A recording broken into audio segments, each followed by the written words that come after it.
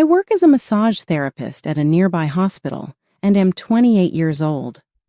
Before Mrs. Rossi, a feisty retired lady with osteochondrosis, became a frequent patient, my days were normally spent on routine procedures. She had a way of snooping around in private affairs, which I typically handled with a good dose of humor and professionalism. The quiet of the room was broken one afternoon while I worked on her tense shoulders by Mrs. Rossi's voice. "Amber, my love, your hands are so magical. Tell me how much money this kind of work pays." I kept moving while grinning. "It's around $4,000 a month, Mrs. Rossi." Her mouth curled in a way that was both surprising and disappointing. Merely $4,000. I believed a skill like that would be more valuable. I shrugged, trying to keep the conversation informal. "That's sufficient for me, then. More than anything, I adore my work." She abruptly changed the subject and stated, "You know who you should meet? Antonio, my son. He's a terrific catch, if I may say so, the proprietor of that Italian restaurant downtown." Thinking back on the few occasions I'd seen Antonio, I hesitated. He had a pleasant appearance and was pretty personable. "Mrs. Rossi, I have no idea. Work has me really busy right now." "Oh, what nonsense," she exclaimed. "You shouldn't have to be alone as a young, attractive woman. Allow me to make some arrangements." She had decided before I could argue with her. As promised, she arranged for us to go on a date at his restaurant. Antonio seemed even more endearing than I had imagined, with a warm smile and humorously sparkling eyes. We had a great talk that was easy to follow, and full of humor and common interests. Months passed, and our impromptu dates developed into a committed partnership. Antonio paused and met my eyes as we strolled beside the river one evening. "Amber, you are unlike anyone I have ever encountered. Are you going to marry me?" I was surprised by his proposal, but it seemed right. "Yes, Antonio, I will." Although it was a tiny wedding, it was joyful and full of love. Antonio then made the suggestion, "How about we move in with my mom? We may put some money aside for our future because her house is large." The concept was sensible, and I concurred. At first, everything in the Rossi home ran smoothly. We both made contributions to the family expenses, and I assisted with chores. I had no idea that the next phase of this new chapter in my life would be difficult. It was initially a mutually beneficial arrangement for us to live with the Rossi family, but after a few months of marriage, I noticed a change in duties. At first, it happened gradually, but eventually, I was responsible for practically all household chores. One tired evening, I returned home to a scene of mayhem.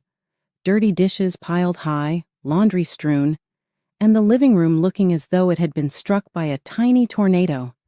After spending the whole day at the hospital relaxing tense muscles and soothing aching joints. Tired, I collapsed onto the couch to find Antonio, deep in concentration, watching a football match. "The house is a mess, Antonio." "I need your assistance cleaning up," I asked, trying not to look angry. He looked about as if he didn't notice. "Oh, Amber, it's not that horrible. I dealt with a number of problems during my difficult day at the restaurant." I began to get up, the weariness of the day pressing down on me. "But I just got back, and you've been home for a while. It only seems right that we both pitch in."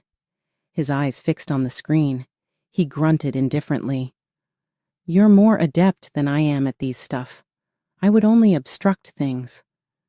With every day that went by, this pattern persisted and became increasingly clear. Antonio's contributions to the housekeeping, cooking, and cleaning became more and more of my responsibility. A few days later, I made the decision to sit down to a serious conversation with him over my cooked meal. "We should talk about the housework, Antonio. I can no longer manage everything by myself. It's getting too much."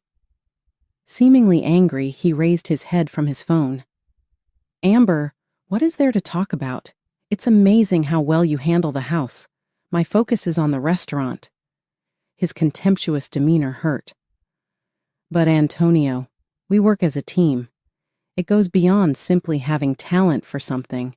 We ought to divide up these duties." With a flicker of annoyance across his features, he sighed. "You know my work is difficult, but I'll try to help out more. Not only do I provide massages, but I also manage a full company." I felt denigrated and misinterpreted, so I bit back a strong reaction. "Antonio, it's not about comparing jobs. It's about helping one another out." The issue didn't get better as the days stretched into weeks. Antonio did not deliver on his pledges to assist more around the house. I discovered that I was more of a housekeeper than his wife and would spend my few free hours doing duties around the house. One evening, after a long day, I was struck hard by reality as I flopped down on the couch. I felt depleted and unappreciated, since our marriage's equilibrium had swung dangerously out of balance. I knew something had to change, but I didn't know how to convince Antonio of this. The day Luca and his family moved in marked the beginning of an entirely new, exhausting chapter in our lives. Antonio broke the news to me nonchalantly, as if it was a minor change. "Amber, Luca lost his job. They can't pay rent, so they'll stay with us for a while." I stopped in my tracks, the plates in my hands feeling heavier. "For how long?" "Antonio, our house isn't that big, and I'm already stretched thin." He shrugged, not meeting my eyes. "Just for a bit, until Luca finds a new job. It's family, Amber. We can't turn them away." Their arrival turned our already bustling household upside down. Anna, Luca's wife, seemed more interested in her social media than in managing her children or helping around the house. Their 3 kids, aged between 3 and 8, were little bundles of chaotic energy, leaving a trail of mess wherever they went. One afternoon, after stepping on a toy car for the 10th time, I approached Anna, who was scrolling through her phone. "Anna, could you please keep an eye on the kids? The house is turning into a war zone." She looked up, annoyance flickering in her eyes. "Amber, I'm busy with my own stuff. You don't have kids. You wouldn't understand."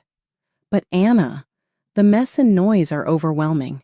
I work too, and it's becoming impossible to manage," I said, trying to keep my voice steady. She scoffed.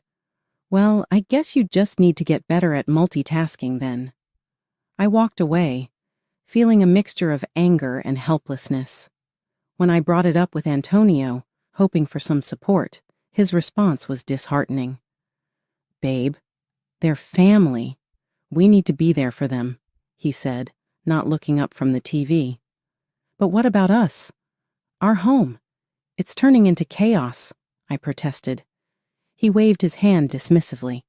"It's not permanent. Besides, you handle things so well, Amber. You're great at this." Weeks turned into months with no sign of improvement. Luca spent his days on the computer, claiming to be job hunting, while the kids ran around unchecked. Anna rarely lifted a finger to help, leaving me to deal with the aftermath of their daily tornado. I started to dread coming home. My once peaceful haven was now a source of endless stress. Each day, I walked into a house that no longer felt like mine, catering to a family that barely acknowledged my exhaustion. The burden of cooking, cleaning, and maintaining order fell entirely on me, despite my pleas for help, or even just a little consideration. I was met with the same responses. "You're so good at this, Amber," or "It's just for a little longer." I lay awake at night, wondering how a situation meant to be temporary had become my new, overwhelming reality. I felt trapped, undervalued, and utterly alone in a house full of people. The funny thing is that I invested my entire salary in their family every month, all $4,000, and they took it for granted. The tension in the house had been building like a pressure cooker, and it finally exploded. One hectic evening, I came home to the usual chaos and mess, utterly exhausted from my workday. The sight of the unkempt house was the last straw. "Antonio!" I yelled, finding him lounging on the couch with a beer in hand. "This house is a disaster. I'm busting my back at work, and I come home to this mess every day." Antonio looked up, irritation flashing in his eyes. "Oh, cut the drama, Amber. It's just a bit messy. You're acting like it's the end of the world." I couldn't contain my frustration. A bit messy? Look around. It's like a pigsty, and I'm the only one cleaning it up. That's when he lost it. He stood up abruptly, towering over me. "Lazy? You call this lazy? I work my ass off at the restaurant while you just rub people's backs. And now you whine about a few dishes?" His harsh words felt like a slap in the face. "That's not fair, Antonio. I'm not your maid. This is supposed to be our home, not just mine to clean." Before I could say more, Mrs. Rossi chimed in, her voice dripping with disdain. "Oh, please, Amber. You're just a freeloader here, living in my house, using our things, and you have the nerve to complain." I was taken aback by her vicious tone. "A freeloader, Mrs. Rossi. I contribute to this house. I work hard, too," she scoffed. "Work hard? A real woman takes care of her home and family. You're just sloppy and ungrateful." Their words echoed in my head, each one a stinging affirmation of how little they valued me. I stood there, shaking with a mix of anger, shock, and hurt. Antonio didn't let up. "You should be thankful, Amber. You have a roof over your head because of us. Maybe if you managed your time better, the house wouldn't be such a mess." I felt a surge of defiance. "I am not your servant, Antonio. I am your wife, and I deserve respect." But it was like talking to a brick wall. They had their minds set, seeing me as nothing more than an accessory to their home. Lying in bed that night, I realized that this wasn't a home. It was a prison, and I was trapped with people who saw my efforts as trivial and my presence as a nuisance. It was a sobering, painful realization that I was in a battle I was losing. The day Antonio announced he wanted a divorce felt like a surreal nightmare. It happened during one of our rare family dinners, where the tension was already thick enough to cut with a knife. I was passing the salad when Antonio cleared his throat. "Everyone, I have something to say," he announced, his voice eerily calm. "I want a divorce, Amber." I froze, the bowl in my hands almost slipping. "What? Antonio, what are you talking about?" His gaze was cold, devoid of the warmth I once knew. "I've met someone else, Amber. She's better for me." The room went silent. Even Mrs. Rossi looked shocked, but not for the reasons I hoped. "How much does she earn?" she blurted, her priorities crystal clear. $8,000 a month, Antonio replied proudly, as if he'd won some prize. I felt like I'd been punched in the gut. "You're leaving me for money?" He shrugged. "It's not just about the money, Amber. She understands me, unlike you." I was struggling to process everything. "And you think this is okay, to drop this bomb in front of everyone?" Mrs. Rossi piped up, her voice sharp. "Well, it's about time he found someone worthy, someone who can actually take care of him." The sting of her words was overshadowed by the utter betrayal I felt from Antonio. He slid the divorce papers across the table. "Just sign these, Amber. Let's end this, amicably." My hands trembled as I took the pen. I felt numb, the reality of the situation sinking in.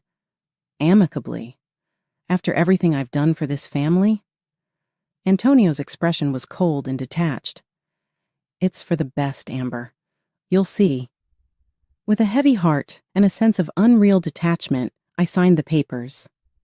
The room remained silent, the only sound being the scratching of the pen on paper. As I stood up, the weight of the situation finally hit me. "I hope she's worth it, Antonio. I really do," I said, my voice laced with a relief I couldn't hide. I packed my things that night, the silence of the house echoing the hollow I felt inside. Antonio and his family watched, their faces a mix of surprise and confusion at my calm demeanor. Little did they know, inside, I was even rejoicing at the thought of being free from this toxic environment. I closed the door behind me, leaving behind a life that was no longer mine. The night air felt crisp and refreshing, a stark contrast to the stifling atmosphere I had just escaped. As I walked away, I realized this was not an end, but a new beginning. Moving into my rented apartment was like stepping into a new world. I took all the furniture and fancy appliances I had bought, leaving behind nothing but empty spaces in Antonio's family home. It caused quite the uproar. I still remember the day Mrs. Rossi and Anna confronted me as I was loading the last of my things into the moving truck. "You can't just take all this stuff. It belongs in the house," Mrs. Rossi shouted, her face red with anger. I turned to face her, feeling a surge of defiance. "Actually, I bought all of this with my own money. It's mine, and I'm taking it with me." Anna chimed in, her tone dripping with disdain. "You're such a selfish brat, Amber. You think you can just walk away and take everything?" I shrugged, not letting their words get to me. "Call it what you want, but I'm done being your maid and your family's cash cow. I'm starting over." They were fuming as I drove away, but I felt an immense sense of relief, like I had shed a heavy burden.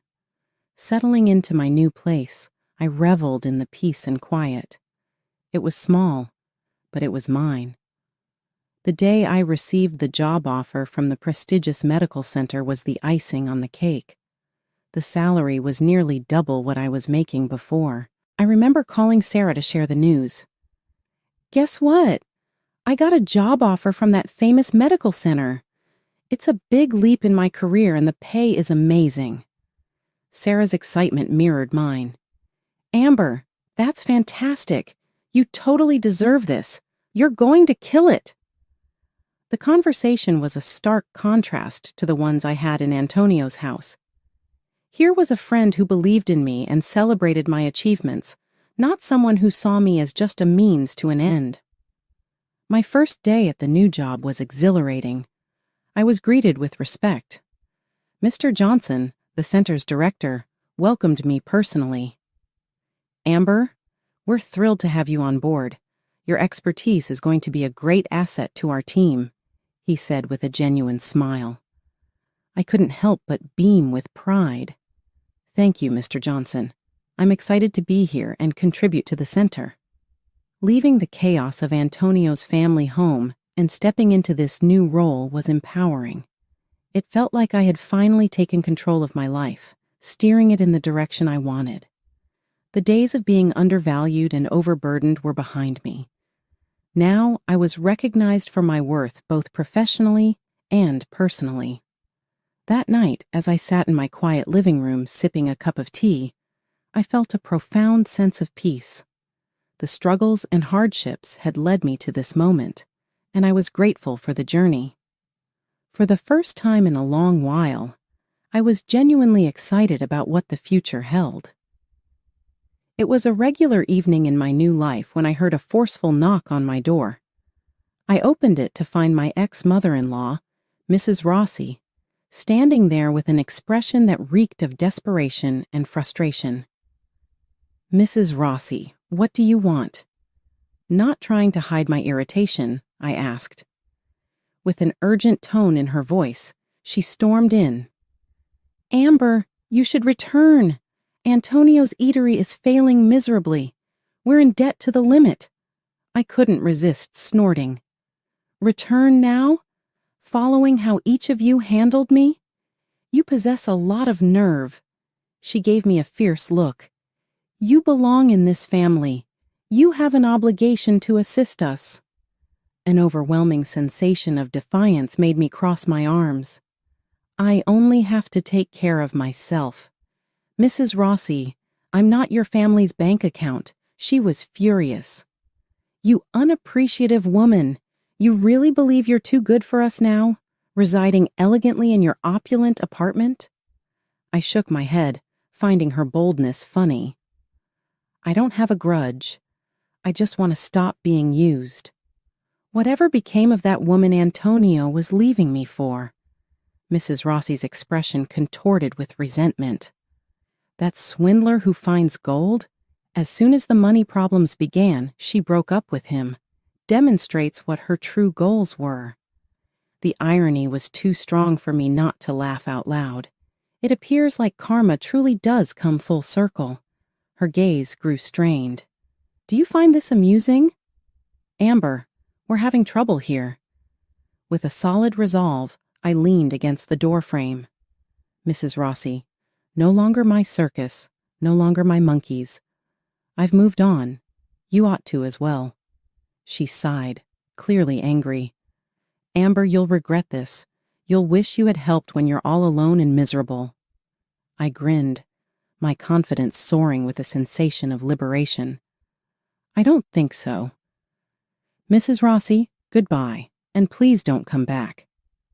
With a smash of the door, she stormed out. I had a feeling of relief as soon as I locked it. I had permanently closed that chapter of my life. At last, I was liberated from the poisonous clutches of a family that never really appreciated me. Now that my life was mine, I planned to spend it how I saw fit. After the divorce and the final meeting with Mrs. Rossi, everything felt very different. I was loving my newfound independence and doing well at my new work. One day, my co-worker Mike stopped by the wellness center for a coffee break. I've heard about your encounter with the former mother-in-law, Amber. Are you all right? Mike inquired, his eyes full of worry. I shook my head and laughed. Mike, it's more than okay. You know, it's kind of like a lousy sitcom, just that it's over, that's all. Mike grinned. Amber, you're really brave. The majority of people couldn't have handled it better than you. I was proud of myself as I sipped my coffee. Mike, I think I've hit my breaking point. I'm done with drama. We started talking about work, and as I got to know Mike better, I realized how much my life had improved. The hatred and manipulation of my previous family no longer bothered me. I caught up with Sarah over dinner later that week. She has been my unwavering ally during all the highs and lows. Amber, you look fantastic.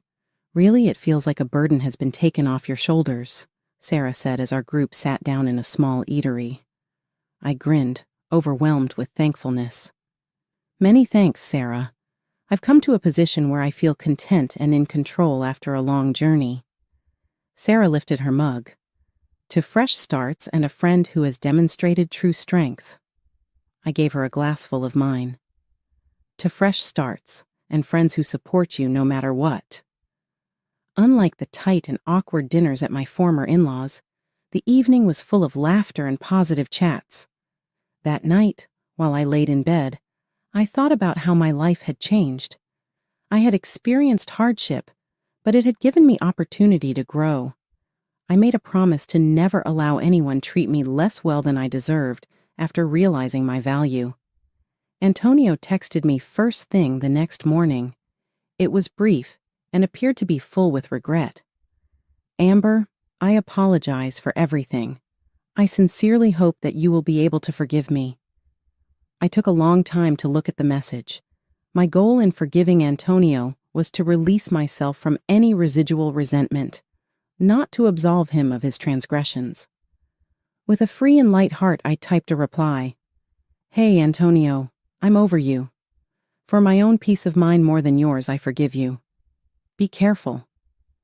It seemed like a chapter closing as I sent the text. The past no longer held me, and I had hope for the future. I had become stronger and more resilient as a result of this experience. I was excited about the opportunities that awaited me as I got ready for work. I've learned resiliency, self-worth, and the importance of moving forward from my experience. I knew that no matter what life threw at me, I had the strength to confront it head-on, and was prepared for whatever it held.